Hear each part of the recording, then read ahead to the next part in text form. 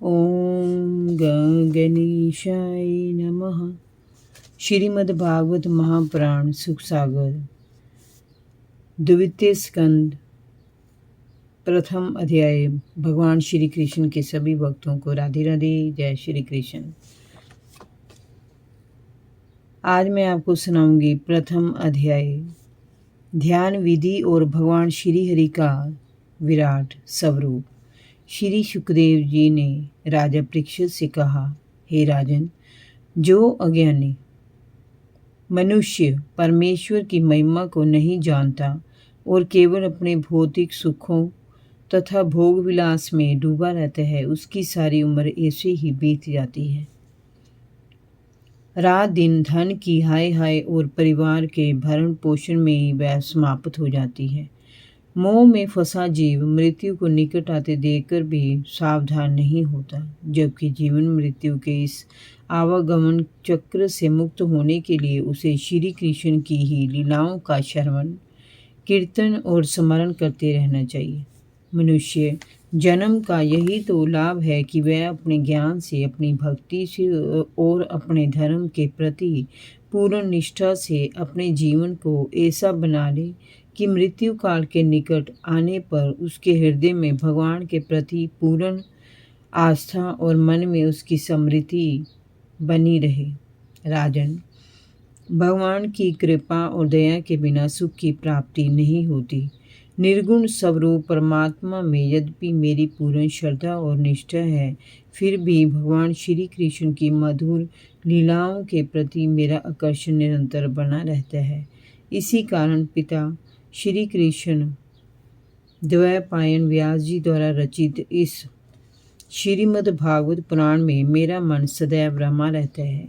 तुम भगवान श्री कृष्ण के परम भक्त हो, क्योंकि तुम्हारा ये जीवन उन्हीं की देन है। इसीलिए ये कथा मैं आपको अवश्य सुनाऊंगा। जो नर नारी इस कथा में रुचि रखते हैं, उनकी चित्त वृत्ति शुद्ध और पवित्र हो जाती है तथा शीघ्र ही श्री कृष्ण के चरण कमलों में लग जाती है। हे राजन, जो लोग इस संसार की मोह माया के बंधनों से मुक्त होना चाहते हैं, उन्हें भगवान के विविध नामों का संकीर्तन करते रहना चाहिए। असावधानी पूर्वक लंबी आयु जीने से अच्छा है कि सावधानी के साथ 2 घड़ी का श्रेष्ठ जीवन जिया जाए। राजश्री खटवांग अपनी आयु के अंतिम पड़ाव पर पहुंचकर सब कुछ त्याग कर भगवान द्वारा अभय पद को प्राप्त करने में सफल हो गए थे। तुम्हारे जीवन के अभी भी 7 दिन शेष है। इस बीच तुम आत्म कल्याण के लिए जो करना चाहो कर लो। राजन, मृत्यु काल के निकट आने पर मनुष्य को कदापि नहीं घबराना चाहिए। उसे चाहिए कि वह वृत्त से सभी बंधनों को काट कर फेंक दे। धैर्य के साथ उसे स्वच्छ जल में स्नान करके मृत्यु का स्वागत करने के लिए तत्पर हो जाना चाहिए।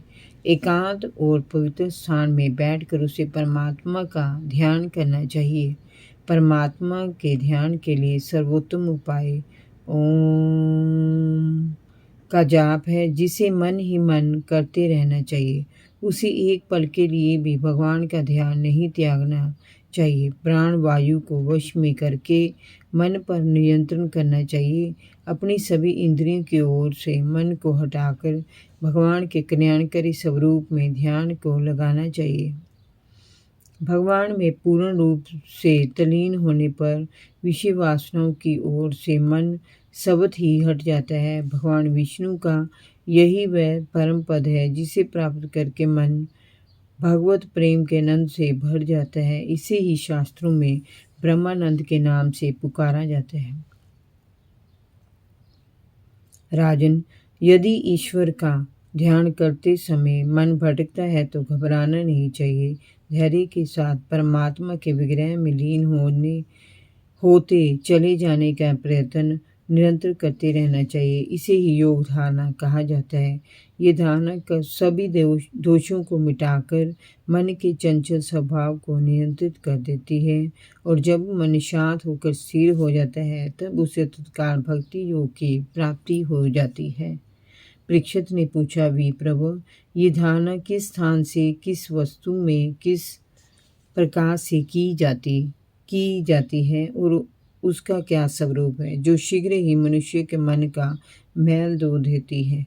श्री सुखदेव जी ने कहा, राजन, एकांत आसन, श्वास संतुलन, इष्ट में अशक्ति और इंद्रियों पर कठोर नियंत्रण करके बुद्धि के द्वारा मन को भगवान के साकार स्वरूप में लगाना चाहिए। श्री कृष्ण की साकार मूर्ति अत्यंत मनोहारी है। श्याम वर्ण, पीताम्बरधारी, मोर मुकुट, मुरली अधरों पर और कमल नयन का मद भरा आकर्षण सहज ही मन को अपनी ओर खींच लेता है। वैसे ये संपूर्ण चराचर विषय अपने स्थूल स्वरूप में भगवान का ही विराट स्वरूप है।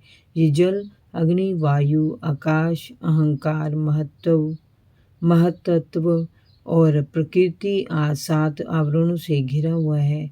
इस ब्रह्मांड रूपी शरीर में ही विराट पुरुष भगवान अथवा परमात्मा ही धारणा का आश्रय है, उन्हीं की धारणा की जाती है।